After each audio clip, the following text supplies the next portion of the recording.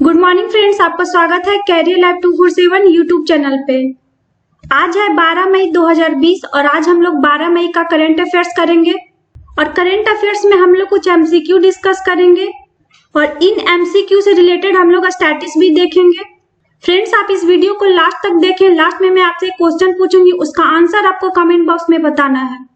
आज के वीडियो का पीडीएफ आप लोगों को टेलीग्राम चैनल पे अवेलेबल करा दिया जाएगा और इस टेलीग्राम चैनल का लिंक नीचे मैंने डिस्क्रिप्शन बॉक्स में दे दिया है। आप उस लिंक को क्लिक करके आज के वीडियो का पीडीएफ डाउनलोड कर सकते हैं। फ्रेंड्स, अगर आप किसी भी एग्जाम की तैयारी कर रहे हो, चाहे वो बैंक हो, एसएससी हो, रेलवे हो या फिर कोई अदर स्टेट का एग्जाम हो, इन सारे एग्जाम के लिए करंट अफेयर है जो काफी इंपॉर्टेंट होने वाला है। फ्रेंड्स, अगर अभी तक आपने मेरे चैनल को सब्सक्राइब नहीं किया है तो मेरे चैनल को जरूर सब्सक्राइब कर ले और इस बेल आइकन का बटन जरूर दबाएं जिससे आपको मेरी अपकमिंग वीडियो की नोटिफिकेशन मिलती रहे। तो चलिए स्टार्ट करते हैं इस सेशन को। आज का मेरा फर्स्ट क्वेश्चन है, हाल ही में राष्ट्रीय तकनीकी दिवस कब मनाया गया है? When is national technical day celebrated recently? तो ये मनाया गया है 11 मई को। तो इसका आंसर हो जाएगा सी। अभी राष्ट्रीय तकनीकी दिवस है यानी नेशनल टेक्नोलॉजी डे है, तो इसको 11 मई को ही क्यों मनाया जाता है? इसके पीछे क्या रीजन क्या है? तो इसी दिन 11 मई 1998 को पोखरण में एक परमाणु मिसाइल का सफल परीक्षण किया गया था जिसका नाम था शक्ति फर्स्ट, और इसी की वर्षगांठ की याद में हम लोग 11 मई को राष्ट्रीय तकनीकी दिवस मनाते हैं। आज का दिन यानी 11 मई का जो दिन है वो भारत के लिए वैश्विक स्तर पर बेहद ही खास दिन है क्योंकि इसी दिन है जो देश में टेक्नोलॉजी की क्रांति आई थी। फ्रेंड्स, अभी एक इम्पॉर्टेंट डे है, तो अभी तक जितना हम लोगों ने इम्पॉर्टेंट डे डिस्कस किया है उन सभी को आपको डेली रिवाइज करना है। आज का नेक्स्ट क्वेश्चन है, हाल ही में कोरोना के खिलाफ लड़ने के लिए किस राज्य के पुलिस कर्मियों को करमवीर पदक से सम्मानित किया जाएगा? Recently, the policemen of which state will be awarded the Karamveer Medal for fighting against Corona? तो ये है मध्य प्रदेश। तो इसका आंसर हो जाएगा सी।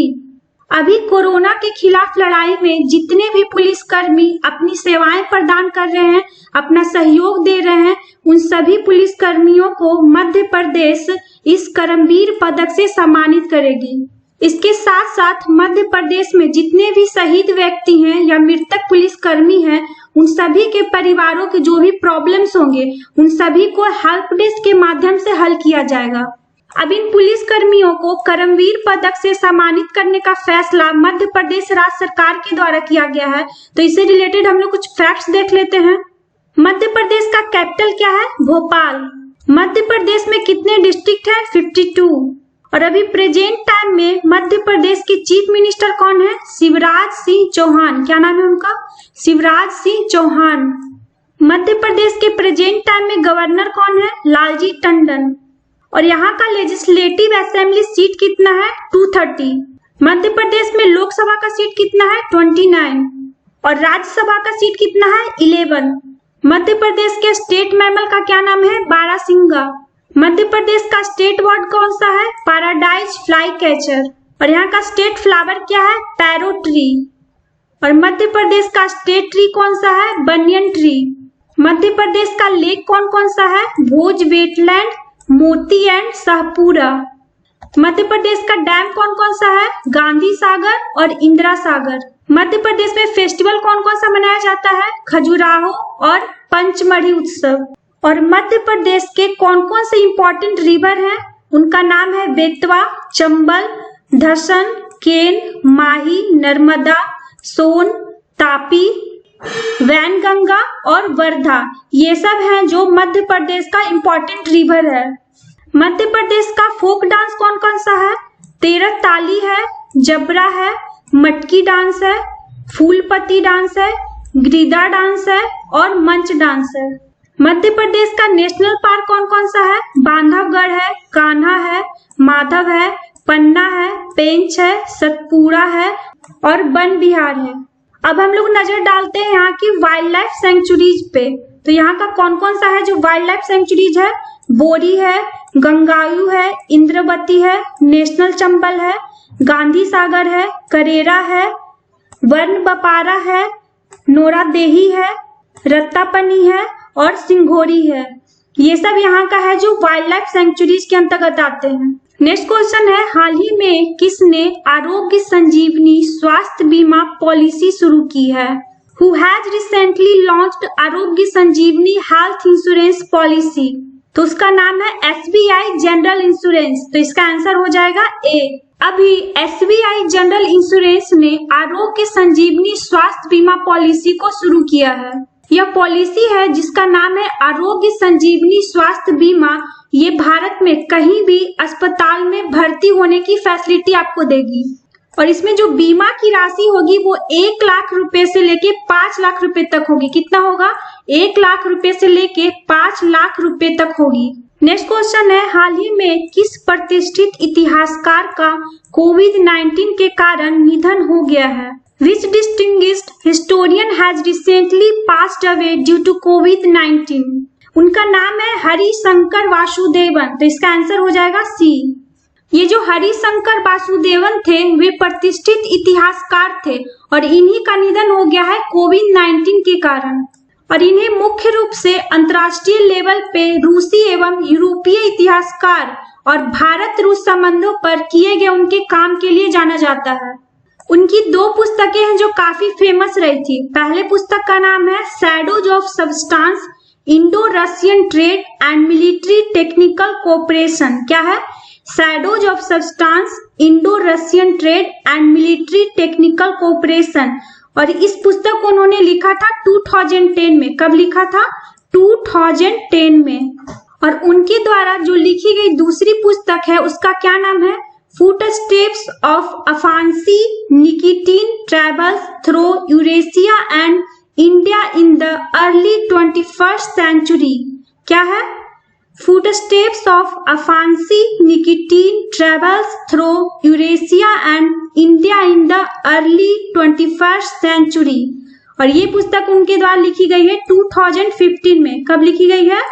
2015 में। तो फ्रेंड्स आपको इनका नाम याद रखना है। क्या नाम था इनका? हरिशंकर वासुदेवन। और ये क्या थे? प्रतिष्ठित इतिहासकार थे। आज का नेक्स्ट क्वेश्चन है, हाल ही में किसने प्राणवायु कार्यक्रम शुरू किया है? Who has started प्राणवायु प्रोग्राम रिसेंटली? तो इस प्राणवायु कार्यक्रम को स्टार्ट किया गया है बेंगलुरु नगर निगम के द्वारा। तो इसका आंसर हो जाएगा ए। अभी बेंगलुरु नगर निगम ने इस प्राणवायु कार्यक्रम को शुरू किया है। अभी जो प्राणवायु कार्यक्रम है इसमें प्राणवायु के नाम से ही पता चल रहा है कि इस कार्यक्रम का संबंध है जो श्वसन से रिलेटेड है।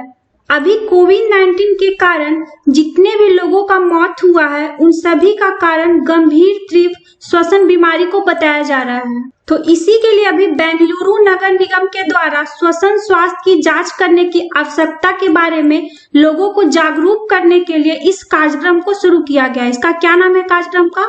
प्राणवायु कार्यक्रम। जनरली जो ये कार्यक्रम है प्राणवायु जागरूकता कार्यक्रम, ये रक्त में लो ऑक्सीजन लेवल के वाले लोगों को हेल्प करेगा जिससे उनकी बीमारी है जो सीरियस कंडीशन तक नहीं पहुंच पाए। नेक्स्ट क्वेश्चन है, हाल ही में FIH के अध्यक्ष के रूप में नरेंद्र बत्रा का कार्यकाल कब तक के लिए बढ़ा दिया गया है? How long has Narendra Batra's tenure as the president of FIH been extended recently? तो ये है मई 2021। तो इसका आंसर हो जाएगा ए। अभी जो नरेंद्र बत्रा है उनका कार्यकाल है जो FIH के अध्यक्ष के रूप में बढ़ाया गया है। तो FIH से रिलेटेड हम लोग कुछ फैक्ट्स देख लेते हैं। FIH का फुल फॉर्म क्या होता है?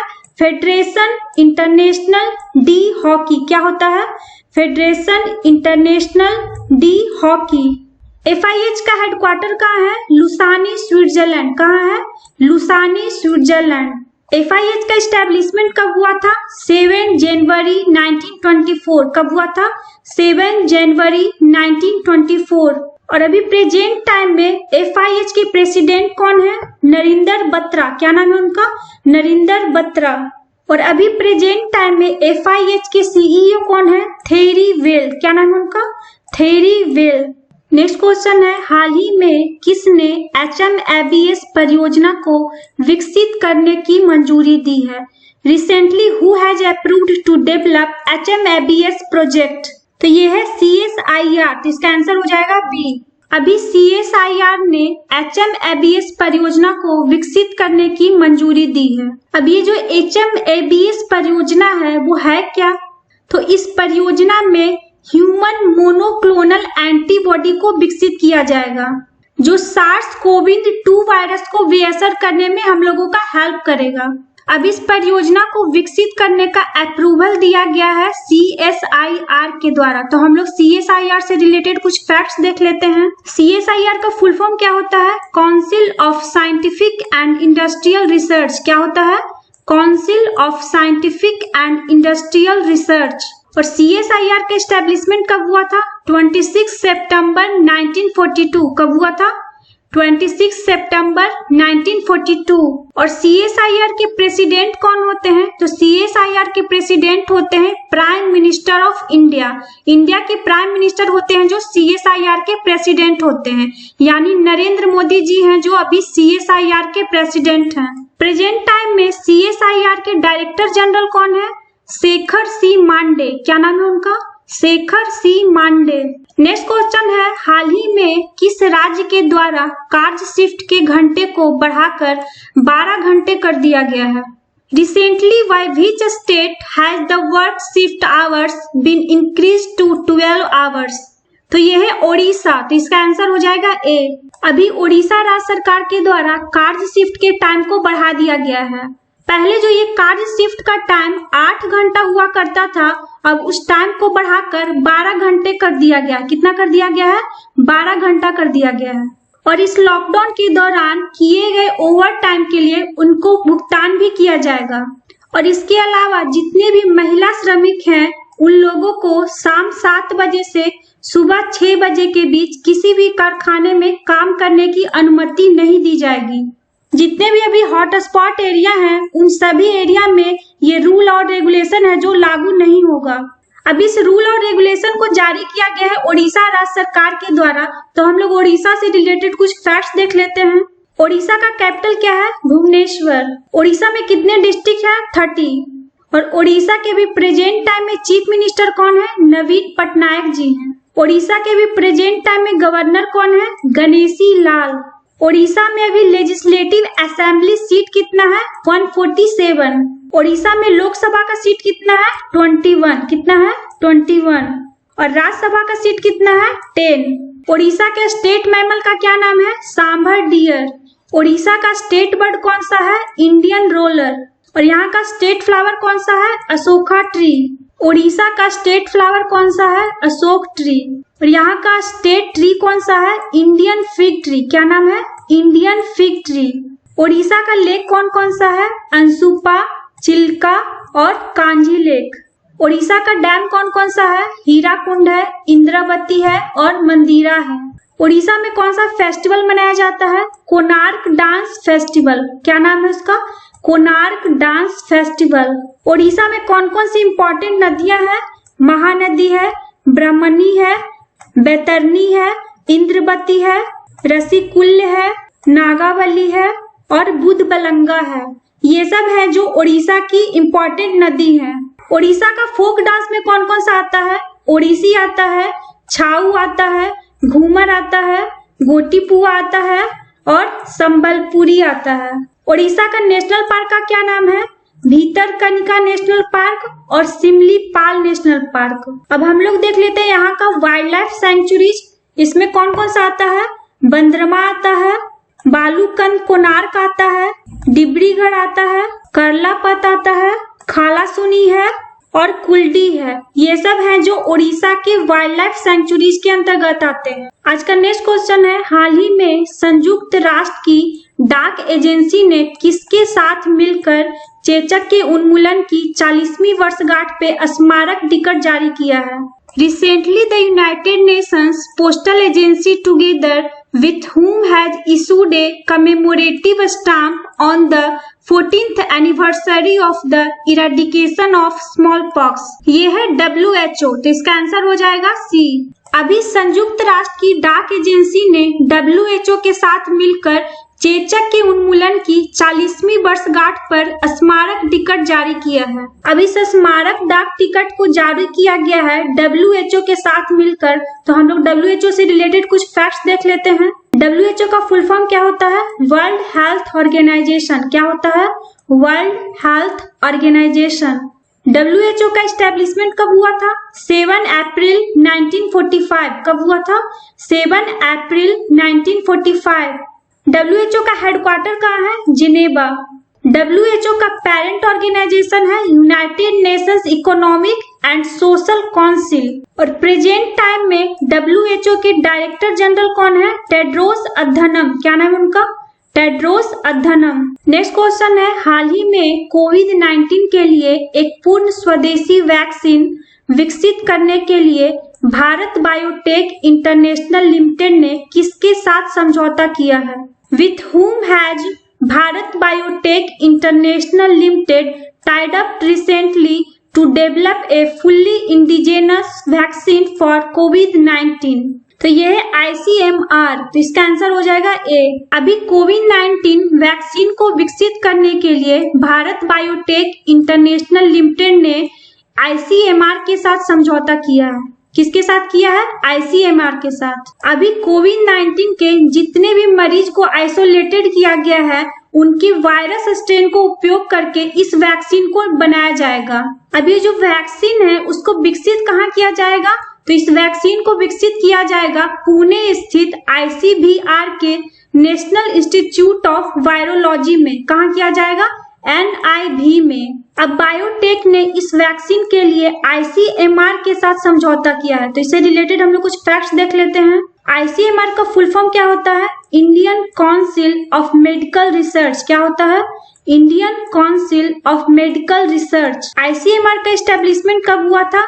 1911 में हुआ था और एज ए IRFA के रूप में हुआ था। ICMR का हेडक्वार्टर कहाँ है? न्यू दिल्ली। और अभी प्रेजेंट टाइम में ICMR के सेक्रेटरी एंड डायरेक्टर जनरल कौन है? डॉक्टर बलराम भार्गव। क्या नाम है उनका?